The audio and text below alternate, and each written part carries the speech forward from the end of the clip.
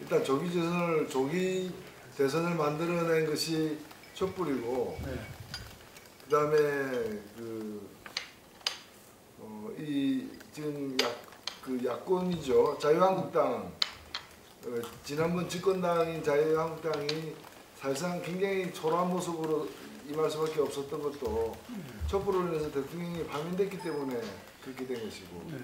시기적으로 보나 또 정치 지형적으로 보나 마찬가지였고, 그 다음에 촛불에서의 요구가 다수 국민들의 요구로 이렇게 평가되면서 대체로 여러 정당의 후보들이 그걸 또 받아들이기 위한 경쟁을 정책적으로 벌인 그런 면에서 촛불의 선거였다 이렇게 생각합니다. 사실은 앞으로도 이런 기회가 더 있을까 싶을 정도로 어찌 보면은 이제까지 정의당에서 가장 힘들었던 장벽은 사표론이었고, 대 후보에게 찍어주자는 거고 야권 지지층들이. 근데 이번 선거만큼은 그 문의 낙성이 일찍이 예견되었기 때문에 물론 그래도 조바심에서 사표론을 얘기한 사람도 있긴 하지만은 다수 국민들에게는 되긴 된다. 다만 대대로 힘 좀 밀어주자 뭐 이런 분위기였기 때문에 상대적으로 견제 효과, 사표론에 입각한 견제 효과가 어느 때보다도 적었어요. 그래서 10% 이상도 가능했던 선거였고 저는 실제로 가능했다고 보거든요. 다만 이제 우리 좀 이게 능력의 부족으로 막판에 그냥 그 등수도 바뀌고 또 자기 표를 제대로 지키지 못한 것은 저는 남 탓할 문제는 아니라고 봅니다. 우리의 한계다. 일주일 전에는 10% 나온 조사가 제법 있었는데. 있었지만은 사실은 그 토론에서는 승승장구했지만 토론이 다 끝났을 때 그 뒤에 한 열흘을 이어갈 어떤 이슈가 없었어요. 하다못해 유승민 후보는 뭐 몇 명이 탈당을 한다거나 아니면 딸이 어떤 뭐 일을 당한다거나 해가지고 뭐 어찌 보면은 뭐 우연한 사고에 가까운 일들이지만은 계속해서 유승민이 회자될 수 있는 주목을 받아낼 수 있는 일들이 생긴 반면에 여기서는 없으면 그걸 만들어내야 되는데 그걸 막판에 이제 지지층을 갖다가 어찌 보면은 심상정 후보의 지지층이 가장 약한 지지층이란 말이죠. 그렇죠. 지지한 지 지지 강도가 지지 강도도 낮고 또 지지하기 시작한 그 시간도 짧은 이 약한 지지층인데 이 약한 지지층을 묶어두고 또 늘리는 그런 비상한 노력이 아무래도 힘이 딸린 거죠. 뭐 박근혜 농단 사건이 그러하고 그리고 그 과정 수사 과정 특급 수사 과정에 밝혀진 블랙리스트 사건이라거나 이런 등등해서 어찌 보면은 그 여름이 오기 전에 고인물이라거나 뭐 이렇게 그 주변에 웅덩이라거나 이런 데다가 완전히 방역을 해가지고 그 이제 해충의 싹을 죽이듯이 이번 선거에 나올 수 있는 여러 가지 어떤 이데올로기적 어떤 색깔론 공세 같은 것들이 박근혜 수사 과정에서 특검과 헌법재판소 그 과정에서 사실은 거의 진압되다시피 한 거죠. 그러기 전에 다시 당분간 들고 나오기 어려운 상황이 아니었는가. 그것은 제가 볼 때는 뭐 유력한 다른 후보들 안철수 후보도 만만치 않은 부분이고 또 홍준표 후보도 굉장히 이제 그 쓰러져가는 어떤 보수표를 다 결집시켜내면서 그까지 올라왔기 때문에 그 다음에 뭐 TV 토론 5명이 나간 것처럼 다른 후보들도 또 나름대로 10%에 육박하는 그 가지고 있었기 때문에 애초부터 뭐 50% 이상 얻기도 힘들었거니와 뭐 그 적절한 수준이었다. 다만 우리가 눈여겨봐야 될 게 1등과 2등의 차이는 역대 가장 큰 차이였다. MB 때보다도 더 많은 차이를 벌였기 때문에 뭐 그런 상대적 안정성은 나름대로 확보했다라고 보여집니다.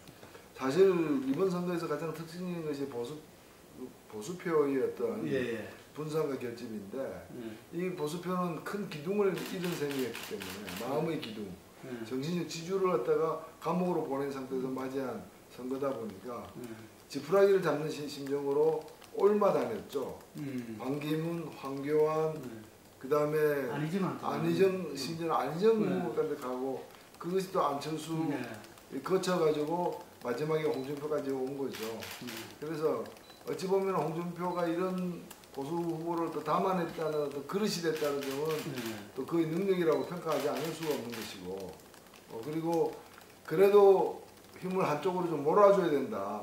그래야 견제라도 할 수 있다라는 그런 심리가 좀 통하지 않았는가. 그 다음에 흩어져 있는 표를 끌어모으는데 홍준표 후보의 그 대마고그가 굉장한 역할을 했어요.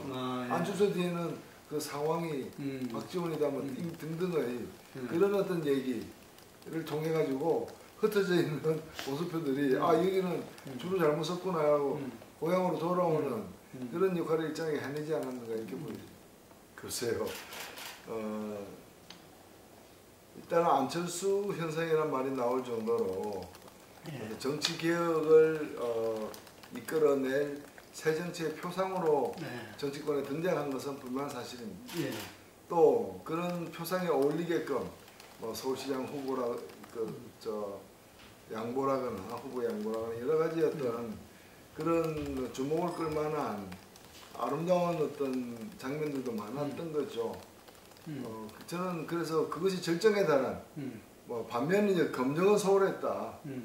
어떤 정치 철학을 갖고 있는지 리더십이 어떤지는 충분히 검증되지 않았다는 평가는 있었지만은 여하튼 2018대 대선이죠. 그러니까 2012년 대선에서 근데 후보는 되지 못했지만 그때가 어찌 보면 안철수 후보의 절정이지 않았는가. 그 후의 과정을 보면은 지지율은 내려갔다가도 올라왔지만은 그 지지의 질이 구성이 많이 바뀌었다는 거예요. 그러니까 크게 보면은 지지율은 내려갔다 올라왔다 다시 내려가는 우여곡절을 거쳤지만은 자신의 어떤 강점, 그게 정치 쇄신을 위한 어떤 혁신가의 어떤 이미지라거나 새 정치의 그 이미지는 처음부터 일관되게 계속 내리막길을 거쳐서 이번에 거의 증발되었다. 소멸되었다라고 봐야 될 것이다. 그래서 젊은 그런 걸 가장 갈구했던 사실 2012년 대통령 선거에는 그걸 가장 갈구했던 청년들이 대거 투표에 불참했어요. 근데 그렇게 불참해서는 안 된다는 뼈저린 교훈 끝에 이번에는 대거 참여했어요. 참여했는데 안철수는 없는 거죠. 자기들이 찾는 안철수는 없고 다른 안철수가 있었던 거죠. 그래서 TV 토론하면 실망을 많이 했고. 그렇죠. 그것이 더 가속화시켜준 것이 입증시켜준 것이 TV 토론인데 그 각 가정의 논란을 갖다 잠재웠다. 그럼 TV 토론은 방 안에서 보는 거니까 각 가정에서 안철수가 그래도 낫다 아니다 논란을 TV를 켜물어서 논란을 갖다가 이제 종식시켰다. 그래서 그 새정치 안철수는 없어졌다. 이거는 행방불명된 것이 공식적으로 확인된 것이고 그러면 이 안철수는 뭔가 뭐 확장력, 표를 더 얻기 위한 정치공학에 처음부터 끝까지 치중하면서 결국에는 정체성까지 잃어버리는 이 표를 얻기 위해서는 이런 모습, 저 표를 얻기 위해서 저런 모습 국민의당이라는 존재 자체가 어찌 보면은 그런 어떤 그 맨주묵으로 40석을 만들어냈다고는 하지만 사실 그 40석이 중호법도 만들기 힘들 정도로 구심력이 없는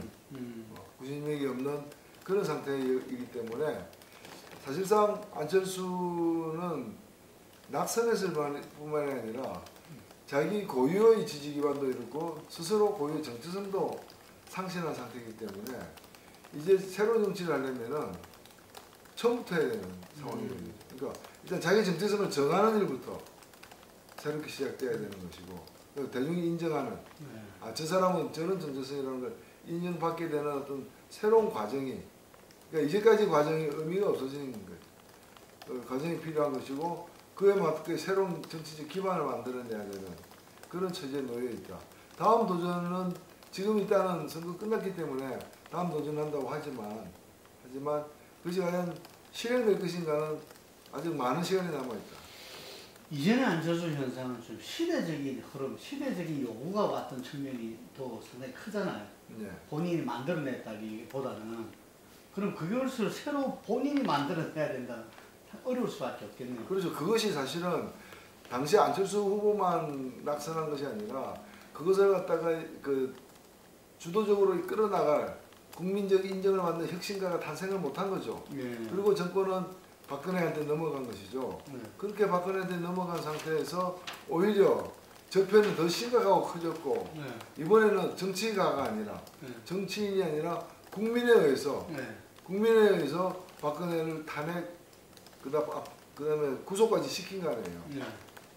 시킨 거고 그런 상태에서 이제 정권 교체 그것이 이제 복잡하게 변형돼서 개혁적인 정권 교체로 국민들이 여망이 집중되면서 그 수혜를 문재인 후보가 다 가져가게 되는 그런 상황. 그래서 물론 적폐로 따지면 뭐 그 적폐가 뭐 어디서 어디까지냐도 논란거리가 될 수 있는데 일단은 저는 아직까지는 현 정부가 잘하고 있고 지혜롭게 가고 있다. 네. 일단은 작전은 잘 짠 것 같아요. 잘 짠 것 같아요. 그래서 혼자 할 수 있는 일을 먼저 한다. 그리고 야당하고 크게 안 부닥치는 일을 그 다음에 한다. 그게 뭐 혼자 할 수 있는 일이라는 게 뭔가 하면 시비를 붙일 수 없는 내 1호 공약이다. 비정규직 뭐 이런 거죠.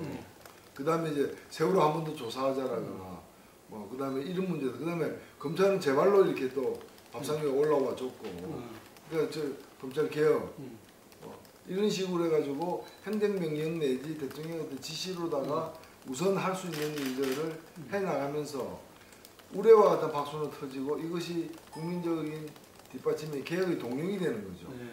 동력이 되는 건데 바로 싸움을 붙지 않고 사실 야당하고는 싸울 수밖에 없는 관계인데 그 다음 두 단계는 이제 야당이 정권 초기에 차마 반대하기 힘든 총리 인선, 정부 조직법 개정, 그 다음에 추경 예산 이 세 가지를 법률을 섞지 않고 섞으면은 아마 다 옵션이 걸려가지고 이것도 안 되고 저것도 안 되거나 이거 해주면서 엉뚱한 걸 많이 비용을 지불해야 되는 상황이 됐을 텐데 이걸 구분해서 이제 오늘 할 거 내일 할 거 되게 나눠서 추진하는 등은 사실은 이게 급히 치러진 선거임에도 불구하고 그 국민주권위원회입니까?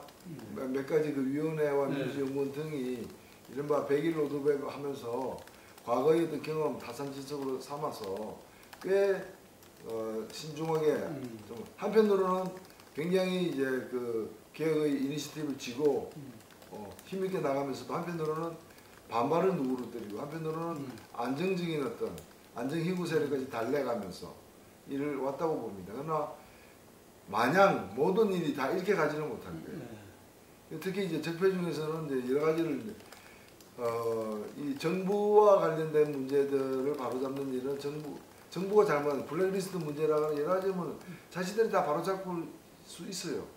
적폐 중에서 그렇게 해당되는 일은 대체로 다 해낼 거로 저는 보여집니다.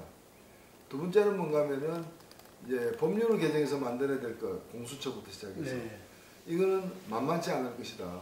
왜냐하면은 새누리 그 자유한국당이 얘기돼서 딱 구분을 해서 협조할 게 있고 협조 못할 게 있다는 식으로 가지 않을 가능성이 있다는 거죠. 특히 홍준표 체제가 들어서게 되면은 그래서 이거는 오랜 난항을 겪고 제가 아마 알기로 청와대 쪽에서도 이게 쉽지 않고 여기서 될 일이 없을 수 있다라는 마음의 각오도 하고 있는 거 아닌가. 예, 뭐 그런 얘기들도 들리기 때문에. 그리고 이제 세 번째는 뭔가 하면은 저는 첫 번째에서 동경을 좀 많이 얻으면은 두 번째도 달리 보일 수 있다고 봅니다. 다른 당들도 이렇게 계속해서 자기들도 크게 나무라기 힘든 정도로 일을 좀 추진해 나가고 자기들이 우려하던 부분을 좀 다독여 나가면은 심각하게 뭐 매사를 다 반대할 수는 없는 거거든요.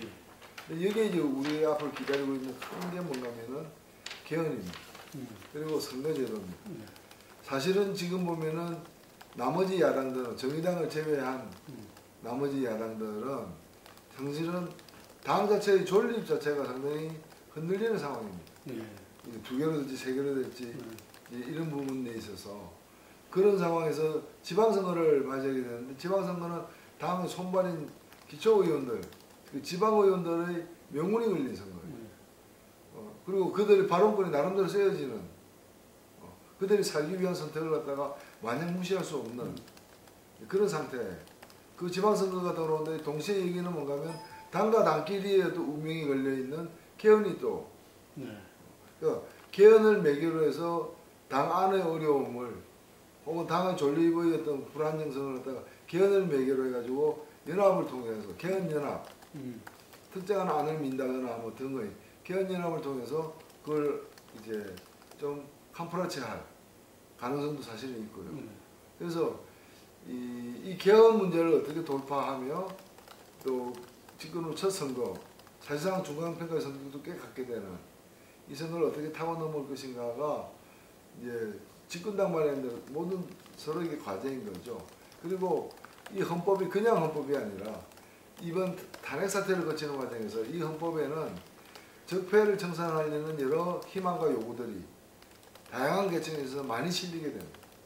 이미 그 국회에서 제가 개헌특위위원을 하고 있지만 개헌특위에 과거에 보면은 거의 형식적으로 이렇게 활용되던 그런 자문위원들, 이 자문위원 스스로가 그렇게 허수아비로 이념 같은 역할을 안 하겠다고 선언하면서 들어 아주 이례적인 상황. 그 실제로 보면은 그들이 굉장히 존중되고 합동으로 회를 참 많이 했어요. 이게 그냥 그 몇 사람들이 문제가 아니라 시대를 반영하고 있다. 지난번 5당 원내대표 회담에서 정우택 원내대표가 대통령에게 정부는 그 기구를 두지 말아라고 했어요. 그 전에 이낙연 총리 내정자가 국회에서 무슨 합의가 되겠냐, 정부가 기구를 둬서 안을 만들어서 책임있게 가겠다라고 얘기한 데 대해서 우리가 할 테니 기구를 두지 말라고 했는데 끝내 그 기구를 두지 말라는 얘기를 받아들이지 않았어요. 그리고 그 근거로 내세운 게 뭔가 하면은 국민 참여였어요.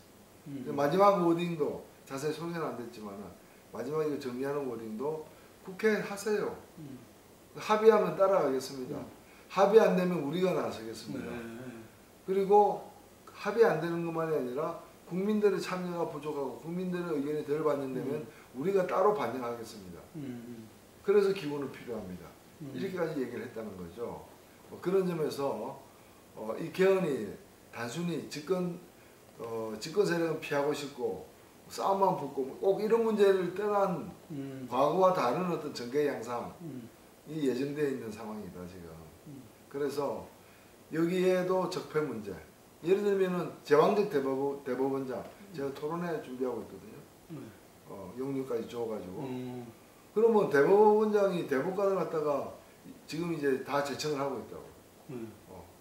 나중에 물론 국회의 동의를 얻지만. 그러면 이걸 가져와야 된다는 게 대법원 법관들의 의견이에요. 법관들의 의견이에요. 이게. 그럼 그걸 받아들이면 이걸 어디다 두느냐부터 시작해가지고 실제로 실질적인 권력의 이동이 굉장히 많이 요구되고 있는 상황. 검찰총장 대통령이 임명하지 마라. 이게 개헌특위 다수 의견이에요. 그래서 검찰총장 국회에서 뽑자는 게 또 다수 의견이에요. 이런 문제 때문에 한편으로는 선거제도의 선거제도를 갖다 고쳐야 될 필요성도 제기되지만 또 다른 한편으로는 이 개헌 문제가 적폐의 집대성, 적폐 청산의 집대성, 우리가 어찌 보면 적폐 청산의 종국자가 될 가능성도 있다는 거죠. 또 그런 기대도 있을 수 있는 것이고 그렇기 때문에 이제 적폐 문제를 단순히 행정명령으로 몇 개 어떤 이벤트로 끝나게 되지는 않을 것이다. 그리고 시동만 권태기네 지금. 그렇죠. 그렇죠. 그리고 우리 국민들이 이번 과정에서 가장 큰 국민들의 체험은 뭔가면은 대통령 탄핵시켰다가 아니에요. 저절로 움직이지 않던 그 권력기관들, 저절로 정상적으로 움직이지 않던 권력기관들, 국회, 검찰, 헌재, 심지어는 경찰 등을 광장에 모인 촛불이 그렇게 많이 모임으로써 다 정상적으로 움직였잖아요. 특검도 여야가 다 합의하고 헌법재판소도 열리고 국회에서도 탄핵 소추안 통과되고 그리고 이게 작동되는 걸 보고 촛불 들고 집으로 들어간 거예요. 언제든지 헌정 질서가 제대로 안 움직이면은 또 나올 수 있는 거예요. 다른 나라들 보면 한 번 나오면 헌정 질서를 돌리는 게 아니라 본인이 직접 해결하려고 이제 청와대 당을 뛰어넘어가면 유혈 사태 등으로 해가지고 해결되잖아요. 그런 예들이 많았잖아요. 그리고 우리가 4.19 때도 그렇고 4.19 때도 보면은 결국에 그 앞에서 대통령이 무릎 꿇고 하야를 정치의 바탕이 변하고 있는 점을 정치권에서도 먼저 좀 눈여겨볼 필요가 있다. 정의당은 참 주목은 국민적 주목은 쫙 받았어요. 예, 주목은 받았는데 예. 그 다음에 이 집권 초기에 문재인 대통령이 잘하니까 어떤 분이 그러더라고. 저렇게 잘하면 정의당 설 자리 없지 않느냐. 예. 그래서 제가 그랬습니다. 진짜 정의당이 필요 없을 정도까지 잘하면 더 좋겠다. 그러나 그렇게까지 되겠느냐. 당의 한계가 있는데 대통령 한 명을 할 수 있는 일이냐. 일단은 정의당에 서서 이번에 집권했다 하더라도 정의당 혼자서 할 수 있는 일은 없습니다. 문재인 정부 혼자 할 수 있는 일은 제한적이다. 네. 그렇기 때문에 같이 해야 되는데 같이 하는 데 있어서 그냥 같이 하는 게 아니라 또 나쁜 거래로 어떻게 문제 하나씩 푸는 그런 것이 아니라 제대로 같이 할 수 있는 그러니까 좀 건강한 협치의 정치 문화를 만들어 나가는데 정의당이 선도할 것이다. 이번에도 제가 뭐 청와대 가가지고 네. 자랑이 아니라 아니 여야 후보들이 공통으로 공약한 게 참 많은데 그거 다 버려둘 거냐. 그것만큼은 서로 이견이 없는 거니까 네. 그것부터 실현하자. 그러면 박수 받을 거 아니냐. 이견 있는 건 좀 천천히 논의하자. 되도 않는 거 가지고 싸우지 말고. 아, 그걸 이야기를 그걸 해가지고 그걸 합의 봤잖아요. 예. 그 합의상에 그게 들어가 있어요. 그래서 그런 어떤 선도적인 건강한 협치를 갖다가 실현해 나가기 위한 역할을 할 것이고 그리고 어차피 실현은 경제 민주화의 실현입니다. 새누리당까지도 격차 해소가 중요하다고 얘기하고 그렇다면은 그런 문제에 있어서 좀 등대정당, 선도정당 비록 정의당의 의석수나 여러 가지 힘 때문에 스스로 실현시키지 못하지만은 그 방향을 제시하는 그러니까 최저임금제 10,000원을 작년에 얘기할 때 우리만 얘기했어요. 총선에서. 그러나 이제는 다 몇 년도까지 하느냐만 달라졌지 공통 공약이 되어버렸잖아요. 예. 그래서 우리 사회를 갖다가 이제 경제민주화 그다음에 민생 문제 해결을 갖다가 해내는 데 있어서 선도적인 정책적 역할을 갖다가 해내겠다. 그리고 국민들에게 계속 보여드리고 이런 정당이 좀 더 의석이 많고 좀 더 영향력이 있고 좀 더 힘을 가져야 되지 않겠는가. 당내 지방선거도 다가오는데 그래서 당력을 갖다가 배가시키는 그런 이제 물 들어왔으니까 배를 띄워야 되는 거고 지금 나름대로 정의당에 대한 기대가 선거 이후에도 지속되고 있기 때문에 그런 역할들을 더 앞으로 해나가야 됩니다.